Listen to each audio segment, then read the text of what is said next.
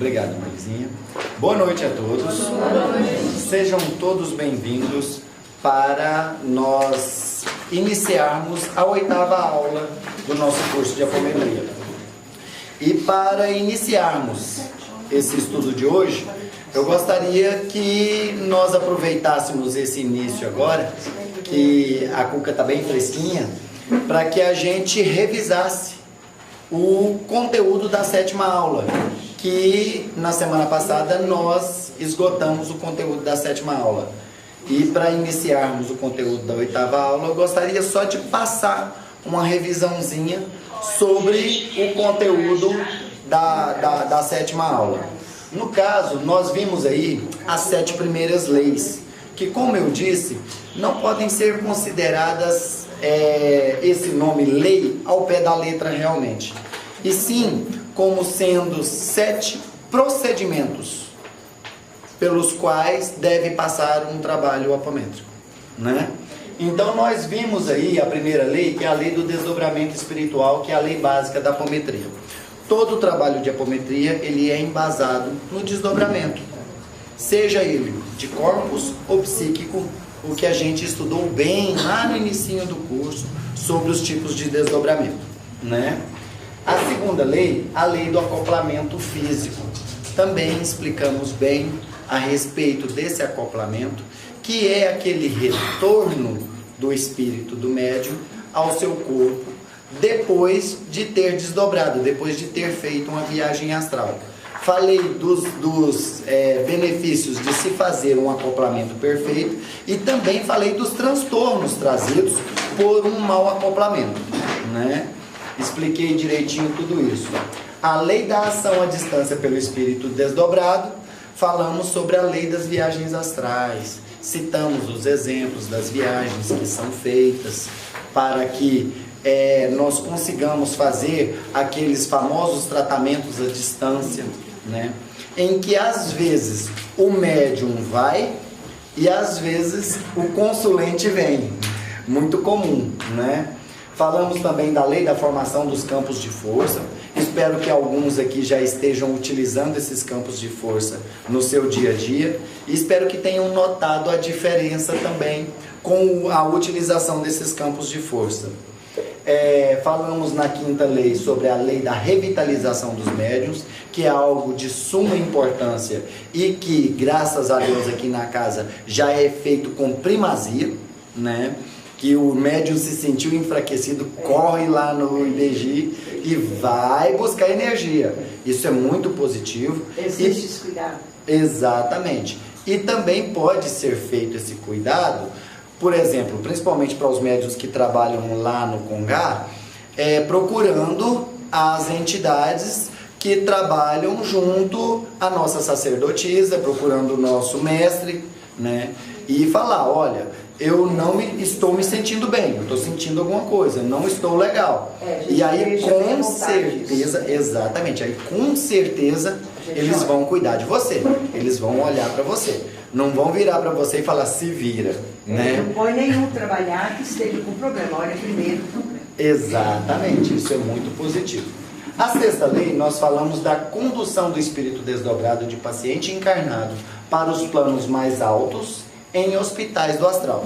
Aí nós citamos as situações em que eles são conduzidos para os hospitais. E também falamos que não é só o caso do espírito desdobrado do consulente. Pode ser algum dos corpos dele que estiver sendo tratado, pode ser uma personalidade, pode ser uma subpersonalidade e também um obsessor, que vai ser encaminhado para o hospital no astral. Inclusive o Dr. Lacerda, que é vamos dizer, o codificador da apometria, ele sempre falava isso, lugar de espírito sofredor é em hospital. Ele sempre falou isso. O nome fala sofredor. Exatamente, é em hospital. Porque a gente vê, muito comumente, nos trabalhos, eu já vi em alguns lugares que eu tive a oportunidade de frequentar, então eu vi com meus próprios olhos, principalmente nas igrejas evangélicas, onde eles se preocupam em tirar o espírito daquele irmão que está ali, segundo eles, endemoniado, né? Então, sai sai daqui, queima ele, Senhor, tira ele daqui, sai desse corpo. Ótimo, saiu, perfeito. Foi para onde? Foi lá para a porta esperar. Queimado ainda. Né? E com mais raiva ainda. Queimando e com mais raiva ainda.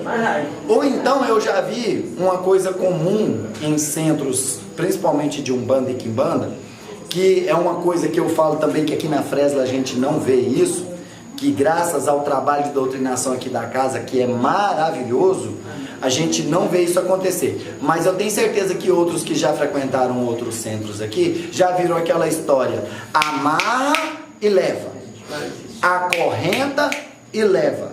Eu já frequentei um lugar que eles tinham esse negócio, tinha um quartinho lá, que eles falavam que acorrentava o espírito e botava naquele quartinho para poder levar. Meu Deus. É verdade, é um bando popular. Exatamente. E aí, exatamente, falta de conhecimento. E aí, o que acontece com esse espírito quando ele chega lá no hospital, no astral? Primeira coisa que eles fazem, eles tiram as correntes e perguntam para ele: você quer ficar? E o livre-arbítrio? Aí ele: não. Aí tá lá ele de volta. Agora, o ideal é conduzi-lo de forma que ele seja convencido de que aquilo é o melhor para ele. Então ele é orientado, ele é doutrinado. Inclusive a doutrinação, lá no curso intermediário, o significado de doutrinação, da arte de doutrinar, é a arte do convencimento, né? Então, que é diferente de evangelizar. O cara fala muito disso, é diferente, doutrinar com evangelizar. Exatamente, não, porque já teve espírito que eu cheguei nele querendo evangelizar e ele me deu um show. Ele sabia muito mais de religião do que eu. Por quê? Porque ele tinha sido um padre. Sim. Eu acho assim, até tudo é amadurecimento. Muitas vezes, eu já vi também e-mails que a pessoa vai evangelizar: não, você aceita Jesus, você vai estar aqui em uma casa. Não, você tem que entender, você falou, tem que entender o problema dele, concordar com ele em certas situações, para que ele possa realmente falar: esse realmente entende o meu caso. Exatamente, já aconteceu algo comigo semelhante assim, que eu fui doutrinar um espírito, eu virei para ele e falei: nós estamos aqui em nome de Jesus, você reconhece esse nome? Ele: não. Ah, mas como assim? Você não conhece Jesus? Ele: não reconheço esse nome. Ué, mas nossa, é o governador do nosso planeta, patati patatá. Ele: eu não conheço. Aí eu fui garimpando, o espírito era de 4.000 anos atrás, Antigo Egito. Nós já passamos por situação dessa aqui.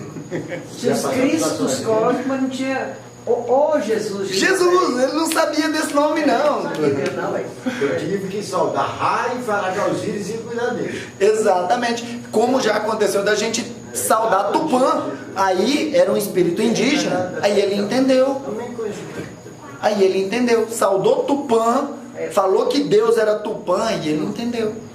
Então, doutrinar realmente, como a mãezinha falou, é diferente de evangelizar, né? Então, mas eu digo uma coisa para você e digo para todos vocês que trabalham no evangelho, nesse trabalho: o nosso trabalho aqui é bom, não é excelente ainda não, 7. Entendeu? O nosso trabalho aqui, Tiago, Ernestino, Dom Pablo, todo mundo, é maravilhoso. Nota 7 para o nosso trabalho de doutrinação. Oh, coisa boa. E vamos crescendo cada vez mais e quem sabe Deus abençoa que a gente vai subindo essa nota aí. Cada espírito é diferente de uma forma. Exatamente. Porque isso é que é importante, você fazer aquela anamnese com o espírito. Você entender a circunstância em que ele está ali focado, né? Porque um espírito que realmente ele está focado numa situação em que ele sofreu um sacrifício lá no Antigo Egito, não adianta você falar de Jesus para ele, Maria, como eu já cometi o erro de virar para ele e falar assim: nossa mãe Maria de Nazaré. Ele: quem? Aí se você falasse com ele sobre Ísis, a mãe Ísis, aí ele entenderia. Então é muito importante a gente ter essa consciência de que lugar de espírito sofredor é em hospital. E não é na marra, não é obrigado, é que ele queira ir. E vocês podem observar que a grande maioria, ele vai feliz para o hospital.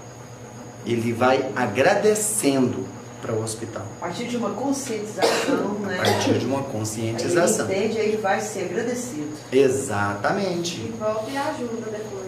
Exato. Muitos, Muitos mesmo. Volta e agradecem, né? Exato. Mas tem alguns que vai Na marra? chamado, né? Na marra, na verdade, dentro do trabalho de apometria, assim meio na pressão, eu não gosto de mandar para o hospital. Eu mando para o conselho kármico. Porque aí eu não vou fazer julgamento. Eu não vou julgá-lo. Eu vou mandá-lo para o conselho kármico. Porque aí, lá no conselho kármico, que é dirigido pela mãe da espiritualidade, que é Maria de Nazaré, que hoje a gente nem chama de conselho kármico mais, é conselho evolutivo, né, porque está buscando a evolução da humanidade.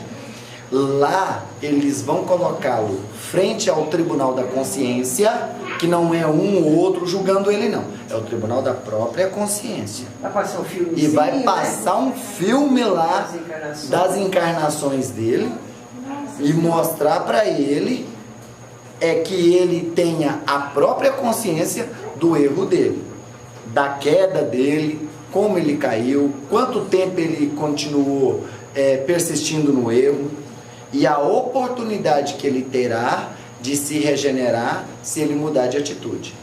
Aí o conselho kármico é quem decide o caminho dele. Se ele vai para um hospital, se ele vai ser preparado para uma reencarnação, se ele vai ser levado para uma estação orbital para aguardar o exílio, porque tem aqueles que são renitentes. Ele fala, eu não vou mudar. E aí, como é que é o conselho? Enquanto ele não mudar, ele Aí, agora, como nós estamos num processo em que o planeta vai sofrer um expurgo planetário, então esse espírito que é renitente bate o pé e fala, não vou mudar, mesmo com tudo que vocês me mostraram, não, eu não quero. Então, filho, você vai para uma das estações orbitais que estão aí em volta do nosso planeta. Na verdade, elas estão localizadas dentro do sistema solar em vários pontos. E ele vai para uma dessas estações orbitais para aguardar um momento de exílio, né? Dr. Bezerra de Menezes, no livro Herdeiros do Novo Mundo, através da narrativa da Maria Modesto Cravo, ele deixa bem clara essa situação quando ele narra a estação que está na Lua, né, que é vamos dizer assim, um entreposto lá na Lua. Ele narra com os mínimos detalhes o que esses espíritos estão passando. Fala o lado escuro dela, né? Exatamente. E é muito interessante o que ele fala lá. Vale a pena, eu recomendo a todos fazer a leitura desse livro. É muito bom mesmo. Até tem analogia que se você for pegar, o filme Alto da Compadecida, na hora que Chicó chama Maria de Nazaré, que ela vai fazer os julgamentos todos aqui. O conselho kármico seria aqui mais ou menos isso. Exato. Só que ali é mais entre o céu e o inferno. Aí, né, no conceito já tem outras opções. Tem outras Pra onde opções. você pode ir. Com certeza. Né? Mas ele não corre risco deles voltar? Não. Esses aí, não. A conscientização. Esses aí, com trabalho, certeza. é um conselho. Então, a partir do momento que você colocou para você por que você está naquela situação, te passa tudo que você fez, as oportunidades que você teve, repensa. Eu não conheço caso de algum que sai dali, escapole para continuar. Realmente. Conselho kármico, o negócio lá Mas já tem espírito aí que é igual o que não.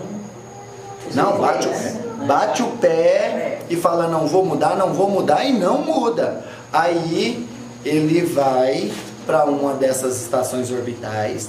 A grande maioria dessas estações orbitais, elas trabalham com o estado de,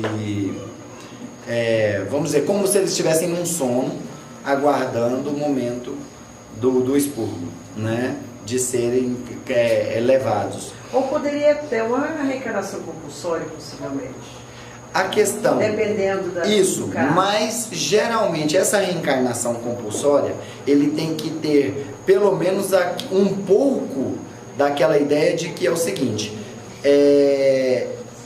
eu reconheço o meu erro e quero uma nova oportunidade. Reconheço o meu erro e quero uma nova oportunidade. Mas aí ali já é explicado para ele também que não vai ser flores, não vai ser uma reencarnação de flores, é uma reencarnação compulsória, né? E como nós estamos vivendo num momento em que realmente nós estamos vivendo os últimos dias, dos que estão reencarnados aqui agora e desses que estão desencarnando, é a última chance. É a última chance. É aquilo que o Bom falou, né? Na segunda-feira. Exatamente. Né? A Eliane estava repetindo. É agora, cuidado com o pensamento. Exatamente. Você pode ser um desses que passaram aqui agora. Assim, eu acho que ele falar que é um desses, assim, eu acho que todo mundo, assim, igual nós falamos assim, meu jeito de pensar. Aquilo que você falou aí, que tropeção ao bem, ele vai voltar a reencarnar novamente, mesmo que você errou. Mas você tem a oportunidade. Você pediu oportunidade, né? Você pediu uma nova oportunidade, aquele renitente teimoso mesmo, aí ele vai ser conduzido para algum espírito, para algum planeta. Para as esferas inferiores da Terra. Ele vai ser conduzido para algum planeta que ele esteja em consonância vibratória, em sintonia com aquele planeta. Um exemplo que é legal é no livro Os Néfilins, do Robson Pinheiro. Ele lá no finalzinho do livro, eles vão fazer uma excursão pelo universo para conhecer os planetas para onde esses espíritos serão deportados. E era para eles conhecerem 10. Acaba que há uma emergência em que eles acabam conhecendo só 5 planetas. E aí as condições lá serão de acordo com o nível de cada um. Por exemplo, pessoas que só pensaram em ganância, em dinheiro, em enriquecer e que destruíram a natureza por causa disso. Aí eles vão para um planeta onde o ar é tão rarefeito, é tão poluído que as pessoas têm que viver com máscaras. Aí caberá a ele, né? Exatamente, exatamente. Então, aí aquele espírito ali, ele vai trabalhar pela melhora daquele planeta. Da mesma forma que os exilados, antigos exilados, como a mãezinha ontem citou no curso de Umbanda, os antigos exilados vieram para a Terra e ajudaram a evolução do planeta e estão ajudando até hoje, né? Então é muito importante que nós tenhamos essa consciência, né? Mas isso aí são os teimosos mesmo, são aqueles que batem o pé e não querem mudar, né? Inclusive até o Dr. Bezerra de Menezes, lá nesse mesmo livro, dos Herdeiros do Novo Mundo, ele fala que a humanidade tem 3 níveis hoje, que são, vamos dizer assim, o padrão. Existe o primeiro nível, que serão aqueles que herdarão um novo mundo, ou seja, os bons, os filhos do Cordeiro, os que estão à direita do Cristo. Os mansos, os pacíficos. Existem aqueles que serão exilados de qualquer forma, porque não muda. E existem, e ele ainda citou bem claro, o grupo mais complicado, e inclusive é o maior deles, os que estão em cima do muro. Ele fala, esses aí é complicado, porque eles estão com um pé em cada lado. E aí fica complicado porque eles ficam gangorrando entre os dois lados.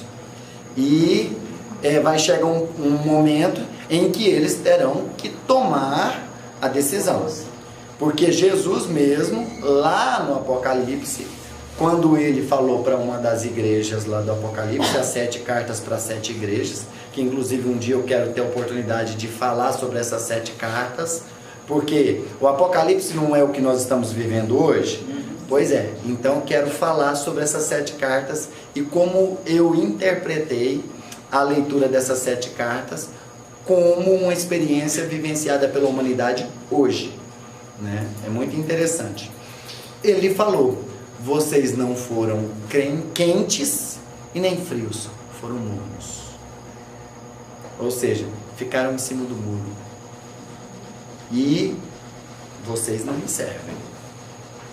Então, eles vão ter que tomar partido. E aí o Dr. Bezerra de Menezes fala que é o grupinho que está dando trabalho hoje. E aí nós falamos da 7ª lei. A lei da ação dos espíritos desencarnados socorristas sobre os pacientes desdobrados. Aí nós citamos os casos dos irmãos de luz que vêm em socorro durante os trabalhos.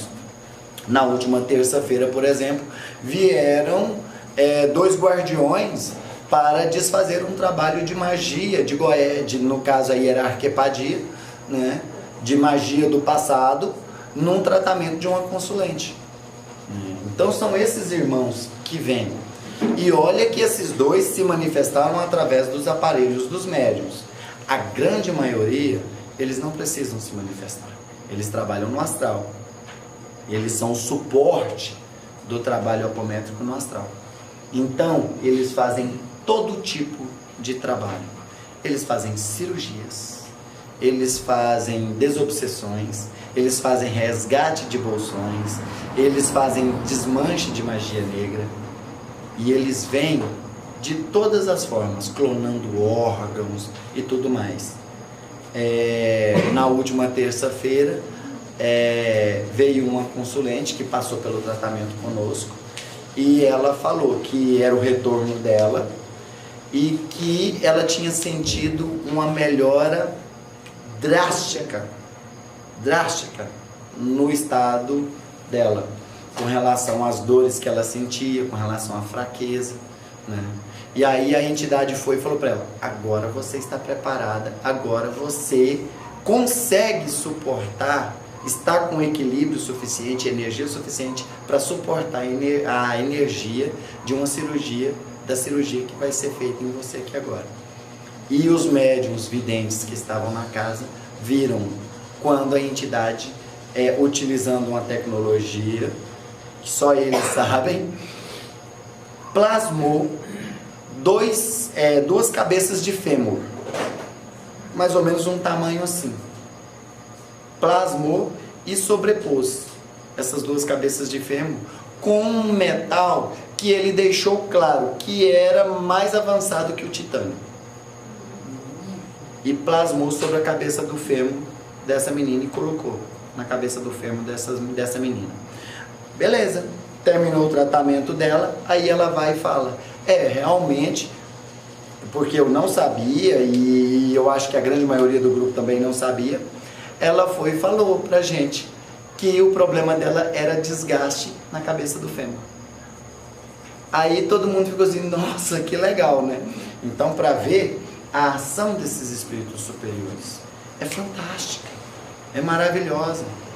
Tanto que eu sempre bato muito nessa tecla, que os médiuns ali são apenas os bisturis, são apenas as ferramentas que eles utilizam.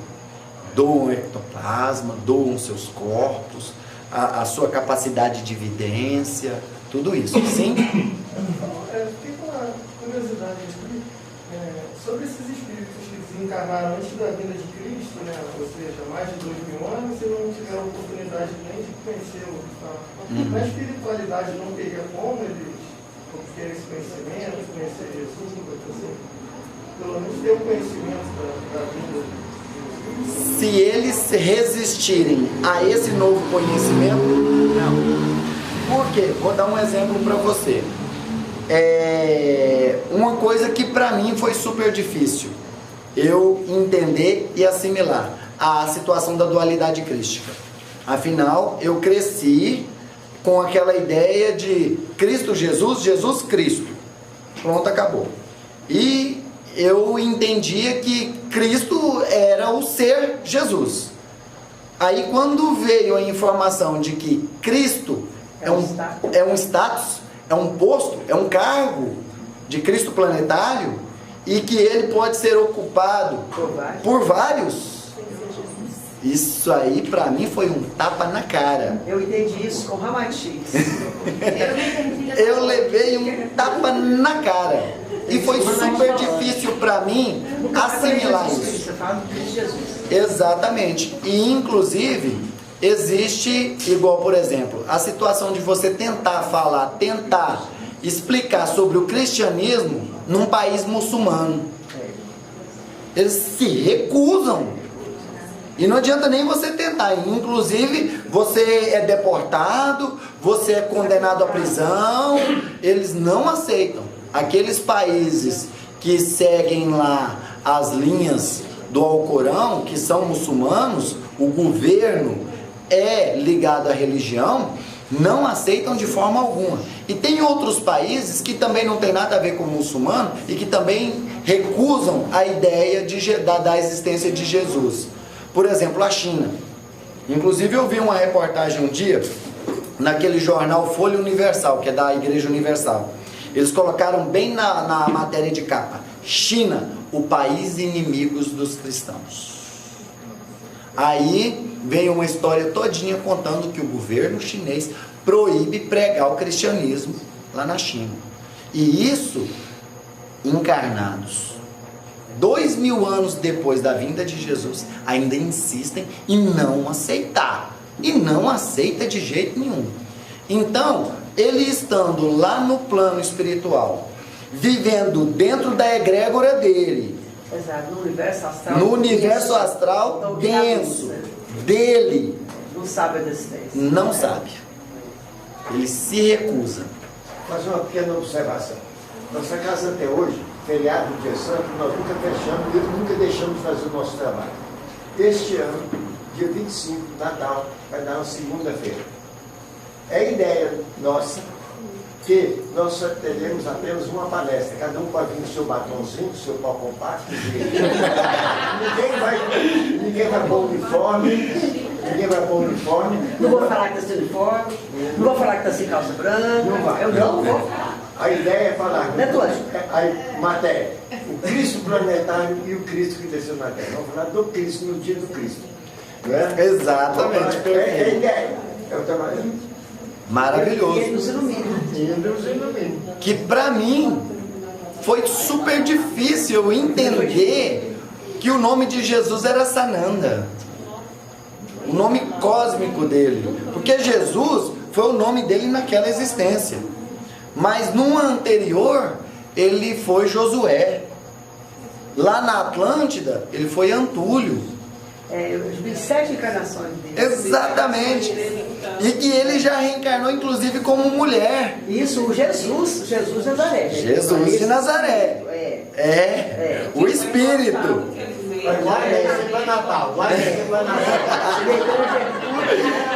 Então, realmente, para mim foi um choque. E para esses espíritos também é um choque. Inclusive, a Maria Modesto Cravo cita uma situação muito interessante, que uma egrégora de espíritos que lá no plano astral inferior, eles criaram um reino medieval, Idade Média, Santa Inquisição, lá naquele lugarzinho, e que inclusive o chefão lá era o Tomás de Torquemada, e que ali eles repudiavam o kardecismo. Eles planejavam todo tipo de ação contra o kardecismo e inclusive eles desciam a lenha no Allan Kardec, chamando ele de traidor. Aquele traidor, que ele traiu a gente. Então, são espíritos que realmente se recusam a reconhecer o novo. Como hoje existem muitas pessoas que se recusam a reconhecer o trabalho da Umbanda. É verdade. Hoje eu estava conversando com algumas Próprios pessoas. participantes, até médios, alguns se perguntar qual que é a sua religião. Eu sou simpática ao espiritismo católico. Mas eu sou simpática ao espiritismo. Umbandista de cátedra. Pois é. Então é super difícil isso. Você contando hoje. Hoje eu estava conversando com algumas pessoas e, por incrível que pareça, eu conversei com um rapaz que ele frequenta aqui na Fresla como consulente e, coincidentemente, eu falando lá, eu frequento um centro lá no Riviera, eu sou um bandista. Aí ele, aquele que fica em frente ao campinho lá e tal, eu falei, rapaz, eu frequento lá. Ué. Só que aí eu troquei de emprego.